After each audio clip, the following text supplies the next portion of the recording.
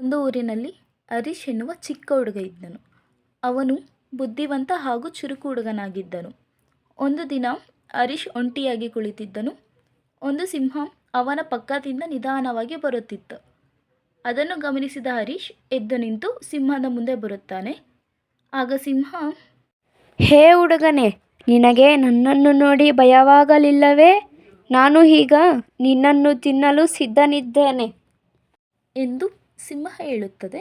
ಆಗ ಹುಡುಗ, ನೋಡು ಕಾಡಿನ ರಾಜ, ನಾನು ಇನ್ನ ಚಿಕ್ಕ ಹುಡುಗ. ನೀನು ನನ್ನನ್ನು ತಿಂದರೆ ನಿನ್ನ ಹೊಟ್ಟೆ ತುಂಬುವುದಿಲ್ಲ. ಇದೇ ಕಾಡಿನಲ್ಲಿ ನನ್ನ ಗೆಳೆಯನೊಬ್ಬನಿದ್ದಾನೆ. ಅವನು ದೊಡ್ಡವನು, ನೋಡಲು ನಿನಗಿಂತ ಬಲಿಷ್ಠನಾಗಿರುವನು. ಸರಿ, ಏನು, ನನಗಿಂತ ಬಲಿಷ್ಠನಾಗಿರುವನಾ ನಿನ್ನ ಗೆಳೆಯನು? ನಡಿ, ತೋರಿಸು ಅವನನ್ನು. ಅವನನ್ನೇ ತಿನ್ನುವೆನು. ಸರಿ, ನಾನೇನೋ ಅವನನ್ನು ತೋರಿಸುತ್ತೇನೆ. ನೀನು ನನ್ನನ್ನು ಬಿಟ್ಟು ಬಿಡಬೇಕು ಎಂದು ಹರೀಶ್ ಹೇಳಿದನು. ಸಿಂಹ ಹಾಗೂ ಹರೀಶ್ ಇಬ್ಬರು ಬಾವಿಯ ಬಳಿ ಬಂದರು. ಬಾವಿಯಲ್ಲಿದ್ದ ಸಿಂಹದ ಪ್ರತಿಬಿಂಬವನ್ನು ಸಿಂಹಕ್ಕೆ ತೋರಿಸಿ ಹರೀಶ್ ಓಡಿ ಹೋದನು.